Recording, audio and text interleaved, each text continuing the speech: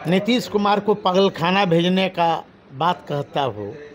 कौन पागलखाना भेजने की बात कर रहे हैं? बिहार सरकार से जीत के गए हैं और वो एक क्षेत्रीय दल के राष्ट्रीय अध्यक्ष हैं। हनुमान के नाम से जाने जाते हैं। विधि व्यवस्था पर वो सवाल खड़ा कर रहे हैं तो वो इस्तीफा क्यों नहीं देते हैं? जब उनके रिश्तेदार को आयोग में अध्यक्ष बनाना होता हो तब नीतीश कुमार के सामने लील डाउन हो जाते हैं, और जब मतलब उनका निकल जाता है तब फिर वो नीतीश कुमार से इस्तीफा मांगते हैं। तो आप कौन सा टैबलेट खा के आप बोलते हो? मंत्री बने हुए हैं और बिहार आएंगे तो पानी पी पी कर नीतीश को गाली देंगे। सम्राट चौधरी को लोग धमकी दे रहे हैं बम से उड़ाने का। एक कैबिनेट मंत्री को बम में धमकी दे रहे हैं उठाने का, मर्डर करने का। यही बिहार है क्या? नीतीश कुमार जी भी आरएसएस के पाठशाला के स्टूडेंट हैं, वो भी अब जुमला सीख गए हैं। नीतीश कुमार ने महिलाओं के लिए नई योजना लाए हैं। आशा दीदी या ममता दीदी के लिए मानदेय बढ़ाए गए हैं। वहीं तेजस्वी जी कहते हैं कि मेरी नकल किया जाता है। क्या सच में नकल करते हैं नीतीश जी? ये चुनावी वर्ष है और आदरणीय नीतीश कुमार किस सहयोगी दल के पार्ट हैं वो किसी से छिपा हुआ नहीं है। वो जुमलों की पार्टी में है। जिस तरह देश के प्रधानमंत्री जी जब आते हैं बिहार, जब वो जुमला कर कर चले जाते हैं। नीतीश कुमार जी भी आरएसएस के पाठशाला के स्टूडेंट हैं, वो भी अब जुमला सीख गए हैं। और हमारे नेता 125 यूनिट जो माफ़ करने का कहा सदन में, अब उसी को नीतीश कुमार का आप ऑडियो देखेंगे किस तरह वो विधानसभा के पटल पर उन्होंने अपनी आवाज़ को कहा था कि बिजली माफ़ करने की आवश्यकता नहीं है। हाँ। फिर आज बिजली माफ़ कर रहे हैं 125 यूनिट। क्या 4 महीना के बाद फिर वो जहाँ वापस ले लेंगे? जो हमारे नेता जो कर रहे हैं, जो घोषणा कर रहे हैं, उन्हीं का ये डुप्लीकेट उसी रास्ते पर चल रहा है। बोले सौर ऊर्जा भी लगवाएंगे छत पे। तो मैं तो बोल रहा हूँ ना, जिस राज्य में विधि व्यवस्था नाम की कोई चीज़ नहीं है, हैं? जिस राज्य में एक सुई का कारखाना नहीं खुला, जिस राज्य का मुख्यमंत्री अचेत अवस्था में हो, जिस राज्य का मुख्यमंत्री महिला के प्रति नज़रिया अलग रखता हो, जिस राज्य के सहयोगी दल उन्हीं के पार्ट का एक कैबिनेट मिनिस्टर बिहार से आने वाले नीतीश कुमार के विधि व्यवस्था पर सवाल खड़ा किया हो, नीतीश कुमार को पागलखाना भेजने का बात कहता हो। कौन पागलखाना भेजने की बात कर रहे हैं? बिहार सरकार से जीत के गए हैं और वो एक क्षेत्रीय दल के राष्ट्रीय अध्यक्ष हैं। उनको लोग हनुमान के नाम से जाने जाते हैं। मुख्यमंत्री जी के बारे में तरह तरह की टिप्पणी मैं नहीं किया।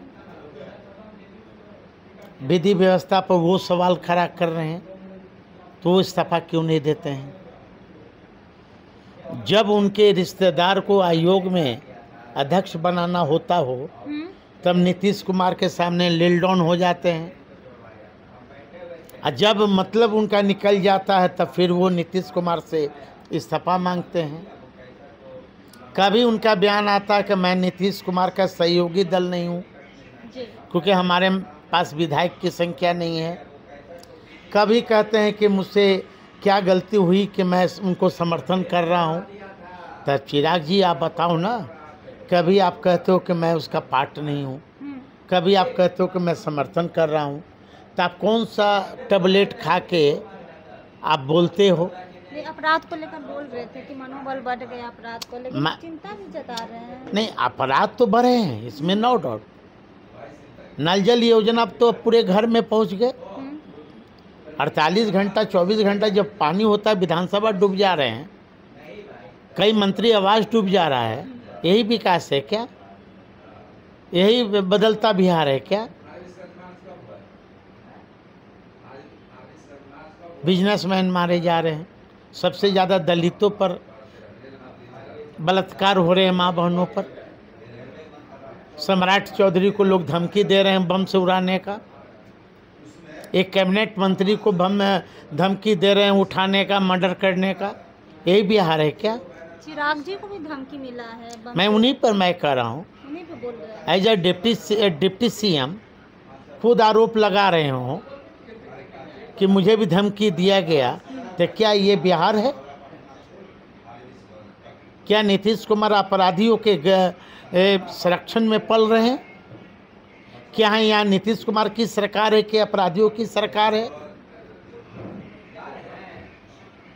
तो चिराग जी को तो इस्तीफा देनी चाहिए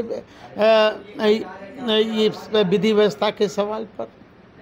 तब गुड़ खा रहे हैं, गुलगुले से परहेज कर रहे हैं, मंत्री बने हुए हैं। हाँ, और बिहार आएंगे तो पानी पी पी कर नीतीश को गाली देंगे।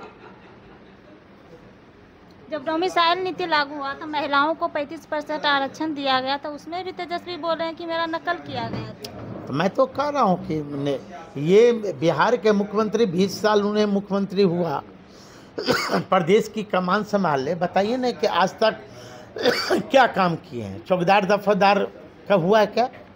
यही जो आज महिलाओं पर जो आज किए हैं, जो आप चर्चा कर रहे हैं, इन्हीं के प्रशासन के द्वारा, सरकार के द्वारा महिलाओं पर लाठीचार्ज किया गया था। कल का ये खबर है जो रिया पासवान के साथ रात में प्रशासन दुर्व्यवहार किए हैं। अब रिया पासवान के बताइए कि घर में प्रशासन हिल जाती है और उनकी भाभी या उनके कई नए एक रिश्तेदार डिलीवरी पेशेंट होते हैं। हाँ, इससे शर्म की बात और क्या हो सकती है? हाँ, दांत, हाँ, उनकी दादी मम्मी को। हाँ। तो इससे शर्म की बात और क्या हो सकती है? क्या पासवानों के लेकर आवाज उठाएंगे चिराग? अब तो चिराग जी जवाब देंगे, सिर्फ पासवाने कहेंगे सवाल नहीं है। अब तो वो सामान्य सीटों से लड़ रहे हैं, तो ये बन जाएंगे। सिर्फ यहाँ पासवान का सवाल नहीं है, यहाँ बिहार के अवाम की सवाल है।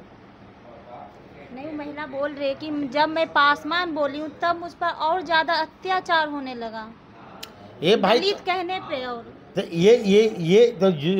ये तो समझ, सबसे ज़्यादा तो आप आंकड़ा उठा के देखेंगे कि कुर्नी, मुजफ्फरपुर के कुर्नी में क्या हुआ।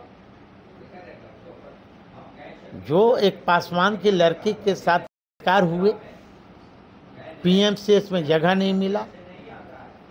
औरंगाबाद में कोमल पासवान के नाम की लड़की के साथ क्या हुआ, रिया के साथ क्या हुआ। कई ऐसे मामले हैं कि नीतीश कुमार अंधेर नगरी चौपट राजा। लेकिन प्रशासन इतना दुर्व्यवहार कैसे कर सकते हैं? अब मैं तो कह दिया ना कि नीतीश कुमार खुद अचेत अवस्था में, नीतीश कुमार प्रशासन नहीं चला रहे हैं। इनके भूंजे पार्टी के लोग नीतीश कुमार को ऐसा ले जाएगा गर्त में, है ना, कि जो सपना लोग सोचे थे वो सपना पूरा होने वाला नहीं है। इसलिए तो लोग चाह रहे हैं बिहार के मुख्यमंत्री बदलने का। बिहार के अवाम तो चाह रही है कि तेजस्वी यादव जी के नेतृत्व में सरकार बने। आपका तो सारा एजेंडा जो आप बोल रहे हैं कि विजन, वो सारा तो एनडीए वाले लेकर जा रहे हैं, तो किस चीज़ पर आप वोट मांगिएगा? देखिए, हमारे पास एजेंडा की कमी नहीं है। कितना चोरी करेगा बीजेपी का, कितना चोरी करेगा, उसका काम ही है ना, 1 मिनट में गणेश जी को दूध पिला देती है। यही भारतीय जनता पार्टी कोरोना के नाम पर ताली और थाली पिटवा देती है। ये देश चलेगा बाबा साहब अम्बेडकर के संविधान से या किसी साधु संत के प्रवचन से अब देश चलने वाला नहीं है। राम रहीम के नाम पर भारतीय जनता पार्टी के लोगों ने बहुत वोट ये उठाया, है ना। अब हम लोग अक्षत लेने वाले नहीं हैं। हमारे नेता कलम बांट रहे हैं और भारतीय जनता पार्टी के लोग अक्षत बांट रहे हैं। अब अक्षत चाहिए कि कलम चाहिए? बिहार के लोगों ने फैसला कर लिया, बिहार के लोगों ने तय कर लिया कि अब की बार तेजस्वी की सरकार। इकोनॉमी फेल तो खुद ही और कलम बांट रहे हैं, ये भी तो सवाल है। यहाँ फेल और पास करने यहाँ सवाल नहीं है, यहाँ नियत नीति सिद्धांत की सवाल है। यहाँ नियत नीति सिद्धांत के तेजस्वी जी ने बोला कि मैं डिप्टी सीएम बन जाऊंगा तो इतने लोग को नौकरी दूंगा। डिप्टी सीएम के हैसियत से उन्होंने 5 लाख नौकरी दिया। यहाँ तो नियत नीति सिद्धांत की सवाल है। बोल रहे हैं कि अपनी सरकार बनेगी तो 1 करोड़ रोजगार देंगे। जो आदमी 20 साल में नौकरी नहीं दे पाया तब वो अब किस सरकार में देगा? ये जुमलाबाजी है। हाँ, देश का प्रधानमंत्री क्या बोले? इस बार देंगे 25। देश का प्रधानमंत्री जुमले में कम है क्या? 9 मन का बुलाकी देखो, दिल्ली का कुतुब मीनार देखो, हावड़ा का पुल देखो, 2 करोड़ नौकरी देखो, युवाओं को पकड़ा बेचते देखो, बिहार में होते देखो, बिहार में सबसे ज़्यादा दलितों की माँ बहनों पर अत्याचार देखो। हाँ, बढ़ता बिहार देखो, 24 घंटा के अंदर लबालब पानी देखो, नल जल योजना देखो, 71,000 करोड़ की लूट देखो। हाँ, यही तो नीतीश कुमार के सुशासन के राज है। मेरे साथ बातचीत करने के लिए साधु पासवान जी थे। बाकी इस पूरी बातचीत पर आपकी क्या राय है, कमेंट बॉक्स में ज़रूर बताइएगा। धन्यवाद।